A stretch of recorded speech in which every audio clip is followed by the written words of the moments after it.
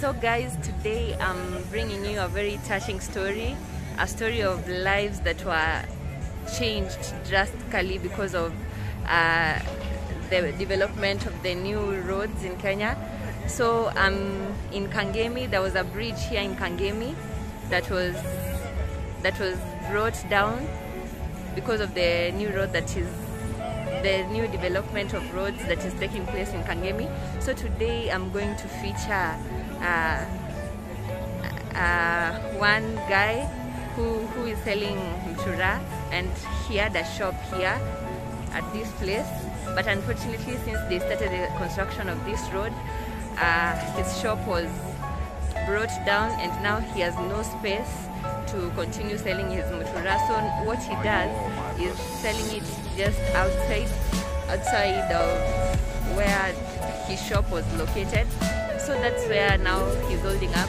Na sahi haizi atafanya biashara zingine like selling supu, like nyama, like it was some kind of a small hotel where he was selling some food, like unaweza enda ukae ukule food. But right now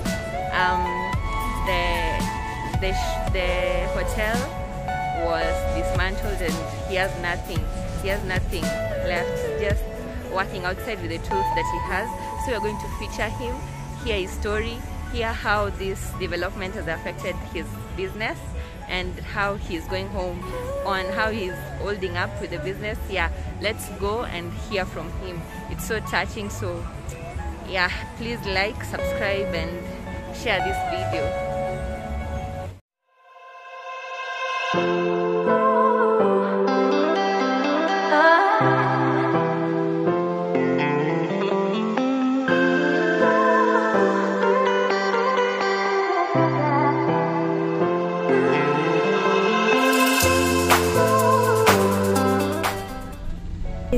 Guys, my heart pours out to these people, the people who had businesses around this area. They were affected. Those small businesses like vibanda nini, like all those businesses zilibomolewa zote, so they don't have anywhere to manage their businesses. So we are going to hear the story of this one man who had a hotel, Mtura Hotel, that was doing very well, and now because there is construction going on and the government doesn't care, his business is struggling so bad.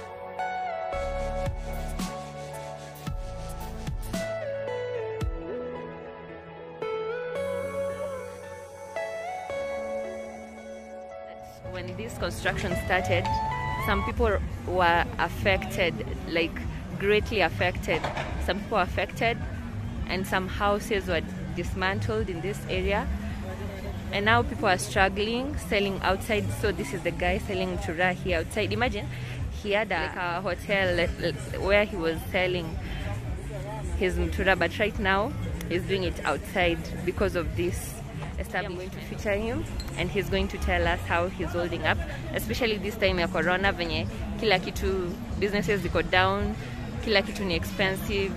So it's so sad guys, it's so sad, really it's so sad to hear this. Okay, sawa, tuambie unaitwa nani? Kwa majina mimi naitwa Cornelius Ojalo. Mimi hufanya kazi hapa tu Kangemi kwa flyover. Oh. Na usaizi. Okay. Naona unauza mtura zingine hapa tamu sana. Na before uanze kuuzia hapa nje ulikuanga na place yako kama ka hoteli hivi ulikuwa unauza, si ndio? Nilikuwa na kanyumba hapa. Sasa wakati barabara ilikuja, tulipomolewa. Tulipomolewa nafasi patikana ya magari kupita. Ulikuwa unauza nini na nini? Nilikuwa na hoteli hapa. Nilikuwa nauza chakula, kidogo chakula na mimi nilikuwa natengenezea hapo. Nilileta hapa nje kuuza. Sasa vile barabara ilikuja, walituambia tupomoe. Ili magari ipate nafasi ya kupita. Sasa ajabu ni kwamba tuliambiwa tu tupomoe. Lakini hakuna compensation yoyote. Na mimi maisha yangu yote nilikuwa nimetegemea hapo. Hiyo ndio kitu ilikuwa inanisaidia hata kulipia watoto shule. Niko na familia. Sasa tumeshtikiwa tu mara moja wewe kwa mwatu tuweke mahali yetu ipite hapo. Sasa vile tulipomoa tu hakuna msaada mwingine tumepata kutoka hapo. Nashinda huko na budget ya kubomoa kuhama mahali nyingine, hamna pesa ya kwenda kukodesha mahali nyingine. Tumeshinda tu tukishikilia hapa. Na sasa after mliambia mbomoe mkabomoa, business inaendelea aje? Tumekuwa affected sana juu hakuna njia watu kupita vile walikuwa wanapita kupitia hapa kwetu kununua. Hata njia zote zimekuwa block. Kasi iko chini sana, chini. Hata hizi vitu tunauza saa hii. Tunauza kidogo sana, hata iweze kurudisha ileta faida. Kitambo ulikuwa unauza mtura na supu na hizo. Sasa siku hizi ni mtura peke yake, uliamua kuuza mtura peke yake? Sasa mambo sina space mahali watu wanaweza kaa wakule. Niliamua tu nilipata kipanda kadogo tu na kusimia hapo na kutengeneza mtura yangu kwa hapa nje. Alafu hiyo time yenye ulikuanga na shop huko, ulikuwa na make pesa ngapi siku mzuri? Una make pesa ngapi hiyo time ulikuwa na shop? Wakati nilikuwa kazi yangu ilikuwa yote. Sisi nilikuwa napata 800 kwa siku. Kwa siku ama siku moja. Sasa hapo nikitoanisha matumizi. Naona sisi nimepata na kitu kabisa. Lakini saa hii hata 300 kuona ni shida. Hata 300 haifiki kwa siku. Saa hii hata 300 ni shida kuiona. Na hakuna venye serikali imekuja kwa compensate, mpatiwe pesa fulani, maybe mpewe place fulani ya kuweka businesses zenu tena? Hatujaona serikali ikiingilia. Hatujawaona. This is so sad. Ni nini unaweza ambia, unaweza ambia aje wale watu wenye wako pale juu, wale wenye wanafaa kuwateke, wale wenye wanafaa kuwasikiza mashida zenu na wakuja wa respond na make sure umefanywa kila kitu, unaweza ambia aje? Anyewe ningewasii wale wasimamizi wetu, viongozi wetu. Waangalie sisi pia tuko na maisha tunastahili kuishi.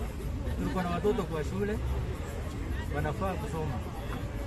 Mahali tunaishi tunafaa kulipa. Sasa wakiona kazi kama hii inatendeka mahali tuko, wao wanakuja wanatutengea mahali pengine. Serikali iko na pesa, inafaa itutengea mahali maisha yetu iendelee kawaida vile ilikuwa. Lakini mambo ya kuja kushtuliwa tu mara moja toka. Sasa unatoka unaenda wapi? Ulikuwa umesoea hapo, umekaa hapo kama miaka 20. Maisha yako yote umeweka hapo. Ukitoka hata ukienda posti nyingine hautapata wale wateja hapo. Utaanza tena maisha mapya. At least wangetutafutia kitu kadogo, hata ukisonga uende mahali nyingine unaenda kuchunguza. Sasa woga yetu ni ile. Umesimamishwa hapo, hakuna mahali, hakuna msaada wote umepewa. Hata unashindwa utatoka hapo uende mahali nyingine namna gani? Kwa hivyo hata kama hakuna kazi Kenya hii, wale tumejitolea kufanyia kazi yetu. Inafaa at least tunapewa kama msaada kidogo. Tunasindikizwa kidogo ili tuendelee na maisha. Hivyo ndio tunaweza shirikiana na serikali. Okay, nauliza hii kazi yako ulianza lini kufanya? Nini ilikumotivate ndio ukaanza kuuza? Kitambo mimi nilikuwa nafanya vibarua kwa Wahindi. Na vibarua. Lakini zilikuwa za muda. Unafanya inaisha. Unafanya inaisha. Sasa wakati niliona nimefanya nikapata capital. Nilifikiria niweke kazi yangu. At least kazi yangu naweza kufanya nipate mapato kubwa kuliko ile nimeajiriwa. Juu ni kazi yenye unapenda? Ni kazi ambayo ninaipenda.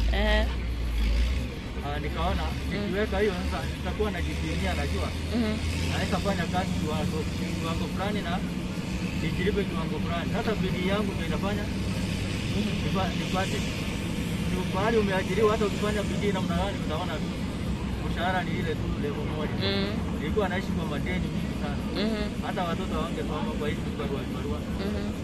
Kwa hivyo kazi yangu ni mzuri naipenda. Ile tu naomba serikali ione tu hawa watu wanajishughulisha na kazi zao ndogo ndogo hizi. Ni za maana sana, ni za muhimu. Hizi kazi ndio zinafanya tunasomesha watoto. Hizi kazi ndio zinafanya hata wewe unaishi mahali unaishi vizuri, unalipa. Hata unalipa tax vizuri. Na pia tunalipa kodi kwa serikali. Naona bridge, naona wanamalizia sasa. Tayari hatuna space ya kufanya kazi, hatuna mahali ya kufanyia kazi. Na vile naona inaturenga, ni kama itatuhamisha hapa. Itawahamisha. Ni watu wengi wamekuwa affected. Na understand ni watu wengi wamekuwa affected kwa hii bridge, si ndio? Na businesses mingi zimekuwa affected. Serikali inajali tu about kubuild barabara, lakini haitake care about watu wenye wamekuwa affected in those areas. Inafaa. Watu wote wanafanya kwa hii kijiji. Wasipotee hivyo, wasitoroshwe tu hivyo. Tu hapa kuna vijana wanajisaidia hapa. Sasa hapo ndio labda ukora itakuwa mingi, hatakuwa na mahali ya kupata mapato yao. Kabla waondolewe, serikali ichue vile itapanga hawa watu. At least hawa ni wa Kenya pia. Na wanastahili kuishi. Na kupata mapato yao. Kama ni kazi wataajiriwa, najua hakuna kazi. Lakini kama wamependa kujiajiri, serikali inafaa iwatengee mahali. Serikali iko na pesa, hata inaweza nunua kaploti mahali, itengeneze kasoko, igawie hawa watu, iwapange vipanda. Waendelee na maisha yao ya kawaida. Okay, sawa sawa. Ndio hiyo, jilikumu hata ya business sasa ni 10, 15 au 20. Hebu niambie umekomboa ya kuishi 10. Alafu ya business tena 10. Bila kuwa na biashara mzuri wewe na watoto wanataka kurudi. Inakuwa ni ngumu. Ni ngumu. Kwa hivyo hawafai kugusa watu kama mimi hapa nilikuwa nimejizeti vizuri. Nyumba ilikuwa yangu. Nyumba huko ilikuwa yako, guy. Na sasa na watu, guy, this is so sad. Yaani hata hawaja kucompensate na nyumba ilikuwa yako. Wamechukua tu land ni kama ni yao. Yaani Kenya iko na wenyewe. Hata waliniambia jibomole. Jibomole? Nilibomoa hapo juu hadi nimeweka magiri hapo juu. Akasema hivi barabara ikiisha. Unaweza rudisha nyumba yako. Lakini sasa kuna nafasi ya kurudisha hapo. Kuna nafasi ya kurudisha. Na pia hiyo time na understand hiyo time yenye kulikuwa na hiyo bridge. Watu walikuwa wanatoka kutoka ile side, wanakuja, wanakula mtura. Na venye mtura zako ni tamu. Si ndio? Bede na hebu nikatie mtura ya nikatie ya 50. Nikule mtura. Hapa watu walikuwa na kupromote vizuri. Hapa sio eti nimeshindwa kutengeneza watu vitu vizuri. Mimi najua mtura zako ni tamu. That's why naweza toka town nikuje nikule mtura zako. Watu wali nini? Walisuiliwa. Na sio watu wote utaona watu wanang'ang'ana kuja wasumbuke hivyo ndio wakuje kula mtura hapa. Sasa wengi wanapitia bara. Wanapitia huko. Hata kulikuwa na njia hapa. Walikuja wakatufunga. Sasa hapa tumekuwa tu. So ime drive customers away at the same time. Na pia guy. Lakini kama ingeisha na tupate mahali ya kufanyia kazi. Basi nitaendelea. Hii mtura ni tamu. Naweza toka all the way nikuja hapa nikule mtura. Alafu watu wamembomolea place yenye alikuwa anatengeneza mtura mingi na supu. Wamemwacha imagine na place. Imagine anauzia hapa nje. Sio anapea guys. Sio anapea. Anauzia hapa nje na alikuwa na place. Kama unaona hii video na una feel story imekutouch, hebu share hii video, copy link na share. If you want justice, at least tujitetee kama wa Kenya. This is so bad, guys. Ndio mimi nimekuja, nimefika pale. Nikauliza ule msee, ule mwenye alikuwa anauza mtura hapa kwa wapi? Akaniambia ndio ule pale. Hapo nikashuka huko nje. Nilikuwa najua nitakupata kwa shop.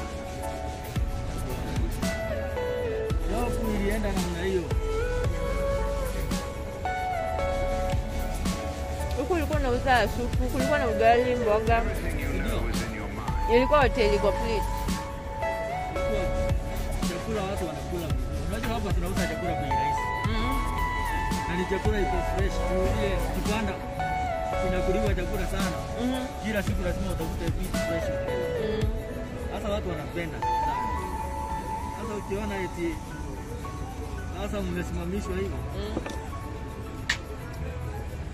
Unaumiza watu wengi.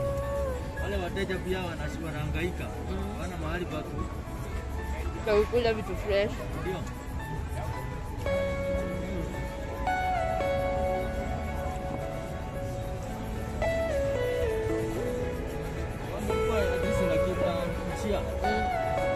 Watu wale hapo wanafanyanga nini hapo? Sasa tukienda kwa watu hapo wataishi na kama mtu mwenye anajali sio? Walikuja tu wakasema mbomoe na ni hivyo. Yaani ndio space aliachiwa. Aka space yenye hata hakuna kitu unaweza fanya. What this is? moja hiyo. Hii yote inaenda. Hii yote inaenda. Tunaona kwa hiyo gari imekuja. Itaenda hadi hapa. Hii sasa ni kama inakuja hivi. Tunaona kama inakuja hivi. Kwani kama tutaamsha. Hawana ratiba. Tunakuja tu ambiwe. Wewe, sasa tunakuja kazi.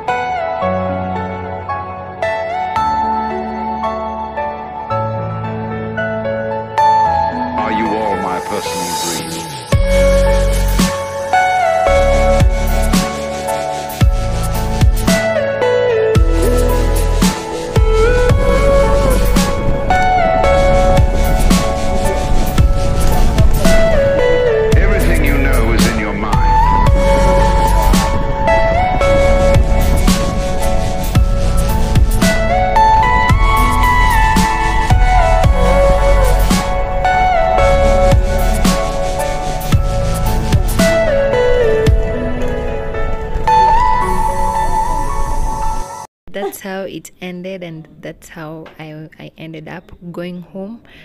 The story was very catching, and guys, if any one of you was touched by this story, please share this video, share this link, like the video and subscribe, because I'm bringing you more of this.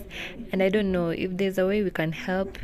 Also, we can help. Like, if you have a way that you want to help, just hit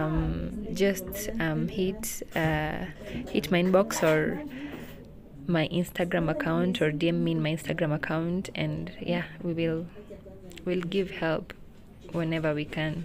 Thank you guys. Bye.